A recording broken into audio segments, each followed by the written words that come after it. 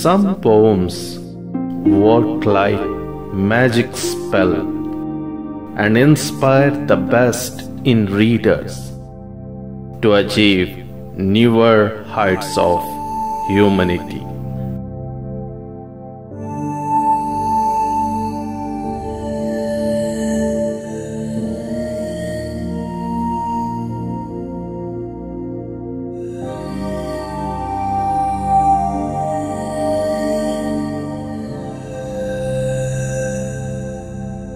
Hey, the young men of India, you all are the future and the future is yours. In the words of Vivekananda, arise, awake, stop not till your goal is reached. This was a slogan popularized in the late 19th century by Indian Hindu monk Swami Vivekananda, who took inspiration in a sloka, verse of Katha Upanishad. The message was a call to action, and it was intended to get the Indians out of their hypnotized state of mind. The same theme we find in the poem A Psalm of Life, written by Henry Wadsworth Longfellow. This inspirational poem is a part of +2 syllabus in the state of Odisha. Some poems come up with a call to action, and the poem A Psalm of Life or A Song of Life is a call to make the most of your time. It is a call to be the best version of yourselves. It is a call to create your own footprints on the sands of life. A Psalm of Life is a poem in the genre of carpe diem poems. The Latin phrase carpe diem means seize the day.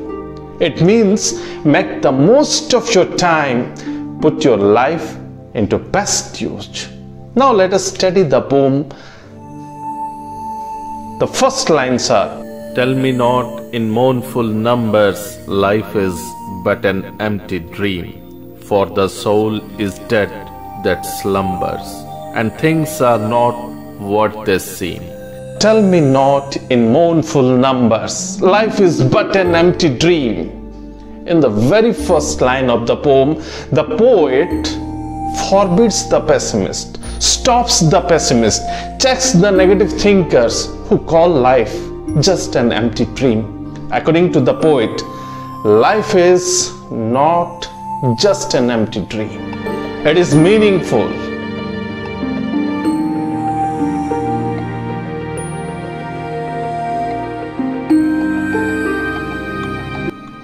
For the soul is dead that slumbers, and the things are not what they seem.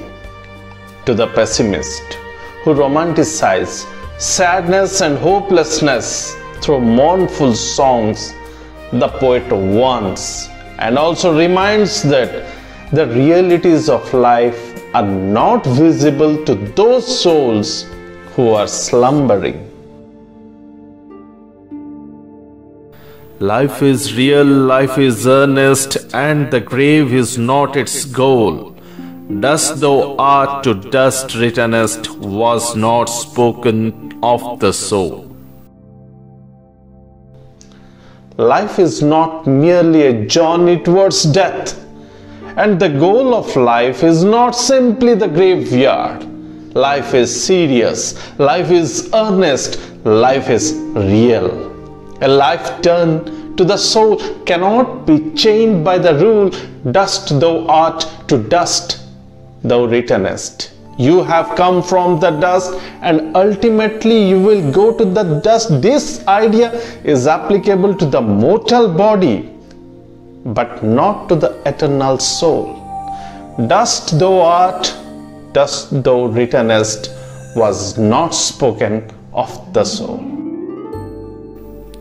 Not enjoyment and not sorrow is our destined end or way, but to act that each tomorrow finds us farther than today. Enjoyment or sorrow are not the purposes of life. Life has a greater mission. The mission is to act diligently, to grow constantly, to develop continuously. The mission is to refine oneself in such a way that with each passing day you become a better version of yourself. Art is long and time is fleeting, and our hearts, though stout and brave, still like muffled drums, are beating funeral marches to the grave. Art is long and time is fleeting, and our hearts, though stout and brave, still like muffled drums, are beating funeral marches to the grave. Art is long and time is fleeting means you have to accomplish a lot before death knocks you down. It resonates with the ideas of Robert Frost when he states in the Stopping by Woods, "And I have miles to go before I sleep, and I have miles to go before I sleep." In this poem, according to Longfellow, each moment is precious. So seize the day. Put your time into best use, because every moment you get closer to death, and every moment your heart beats like a muffled drum in a funeral march to the grave. In the world's broad field of battle, in the bivouac of life, be not like dumb, driven cattle, be a hero in the strife. In the world's broad field of battle, in the bivouac of life, be not like dumb, driven cattle, be a hero in the strife. The world is a wide battlefield, and we are the soldiers in a temporary open camp. Such a temporary open camp of soldiers is called bivouac.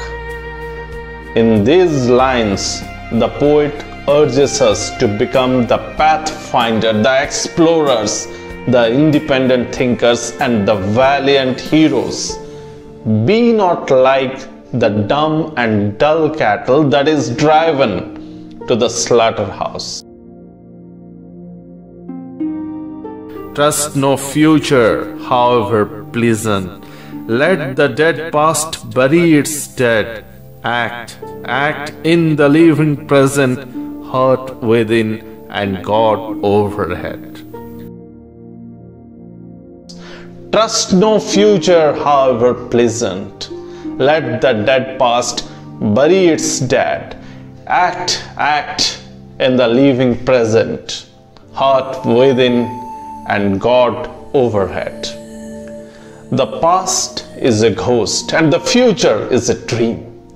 All that we ever have is the now, the present time. The only way to give an honorable meaning to our lives is by our actions. A dedicated heart and our trust in the Almighty can make our actions fruitful and worthy.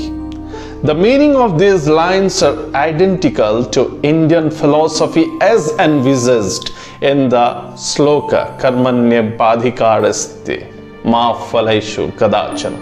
It means keep on performing your duties. Keep on performing your duties without expecting for any reward in return, leading a selfless life. Lives of great men all remind us we can make our lives sublime, and departing leave behind us footprints on the sands of time. The lives of great men serve as the role models to others. Their footprints on the sand of time guide others to achieve noble heights. Every person bears infinite possibilities within him or her, and those possibilities are given a right direction by the life-changing influences of great man. Footprints, the perhaps another, sailing over life's Solomon main, a fallen and shipwrecked brother, saying, "Shall take heart again." The footprints of great man on the sands of time are the best guide in the journey of life. It may instill new hope and new courage among the people who often feel heartbroken and directionless in the hard times of life. Those footprints of great man are no less than a guiding star to a man lost in the adversities of life. Let us then be up and doing with a heart for any fate, still achieving, still pursuing, learn to labor and to wait. Let us then be up and doing with a heart for any fate, still achieving, still pursuing, learn to labor and to wait. The last stanza is a fountain of great hope and great resolutions, where the poet speaks of a brave heart that can withstand any fate. He also envisages, picturizes a human being who can constantly put efforts to grow and evolve day in and day out. A psalm of life is undoubtedly a fireball of powerful inspiration that gives thunderous call to action to become a role model, to become a trendsetter, or become a good influence in your life. Thank you very much.